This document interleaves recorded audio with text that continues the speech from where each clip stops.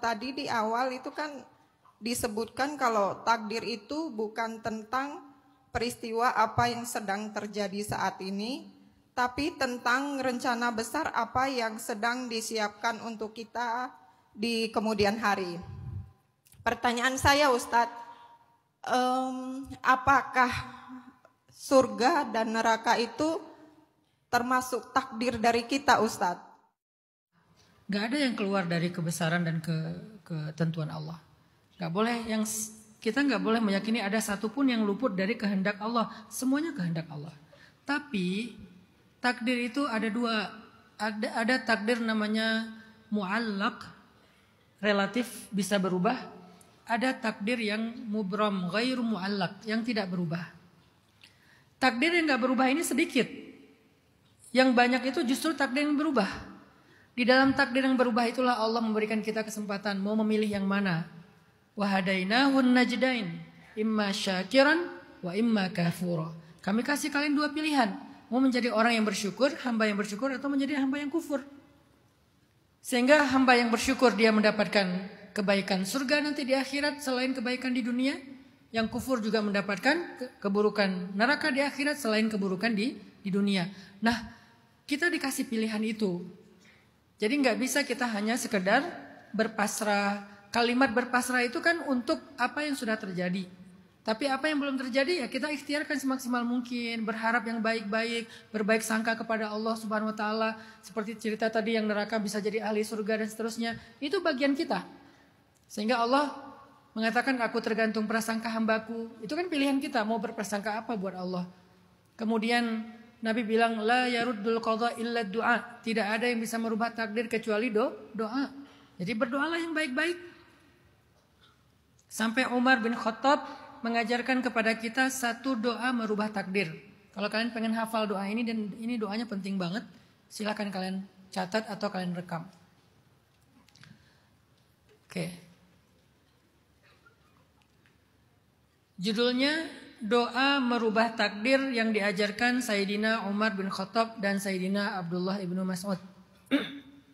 Doanya adalah Allahumma in kunta katabatani min ahli syaqawah famhini waktubni min ahli sa'adah fa innaka tamhu ma tasha'u wa tuthbit wa indaka ummul kitab.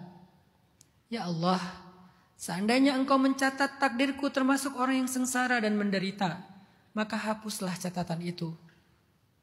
Dan catatlah aku termasuk orang yang bahagia. Sesungguhnya engkau menghapus apa yang engkau kehendaki, dan sesungguhnya di sisimulah kitab takdir.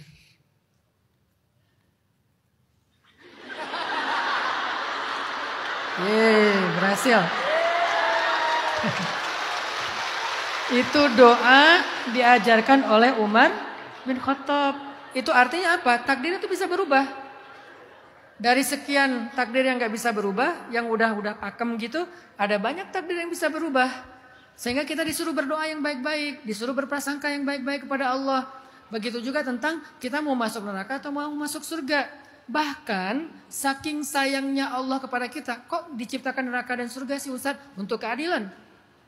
Kalau nggak ada neraka, maka kemana larinya orang-orang yang jahat, yang tidak berhasil dihukum di dunia? Allah menciptakan surga neraka itu sebagai bentuk keadilan Allah. Tapi, tahu nggak, pintu surga itu lebih banyak daripada pintu neraka. Ke surga itu lebih gampang daripada ke neraka. Ke neraka itu susah. Harus sembunyi-sembunyi, harus berbohong, dan seterusnya. Pokoknya susah ke neraka itu. Udah susah-susah ke neraka, udah deket banget dengan neraka, hanya dengan satu kali mengatakan astaghfirullahalazim yang sungguh-sungguh dari hati kita paling dalam, langsung berubah menjadi ahli surga. Segampang itu masuk surga. Misalnya dia udah berbuat dosa sebanyak-banyaknya, sampai gak ada lagi dosa yang gak pernah dia kerjakan, sekali aja dia istighfar dengan penuh penyesalan dalam hatinya, saat itu juga dia menjadi ahli surga. Semudah itu masuk surga. Jadi Allah memang menciptakan surga neraka, tapi Allah pengen kita semuanya masuk surga. Makanya pintu surga lebih banyak daripada pintu neraka. Makanya untuk masuk surga itu lebih mudah, hanya sekedar dengan mengatakan astagfirullah masuk surga. Hanya dengan melakukan satu amalan soleh, kecil aja amalannya apa? kalimatan khafifatan 'alal lisan, habibatan ilar rahman, thaqilatan fil mizan. Ada 2 kalimat ringan banget diucapin dengan lisan, tapi Allah suka banget dengan 2 kalimat ini dan sangat berat di timbangan kebaikan. Apa kalimatnya? Sekedar ngomong subhanallahi wa bihamdih, subhanallahil azim. Udah berat timbangan kita. Tapi kitanya yang malas. Kita lebih suka ngomongin yang aneh-aneh yang lain-lain ketimbang mengatakan subhanallahi wa bihamdih, subhanallahil azim.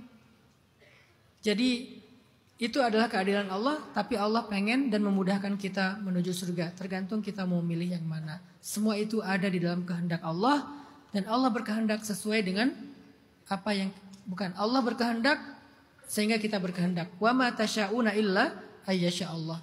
Kita tidak bisa berkehendak kecuali dengan kehendak Allah. Jadi minta sama Allah, ya Allah, jadikanlah aku berkehendak kepada yang baik-baik. Berikanlah aku taufik kepada yang baik-baik. Minta sama Allah.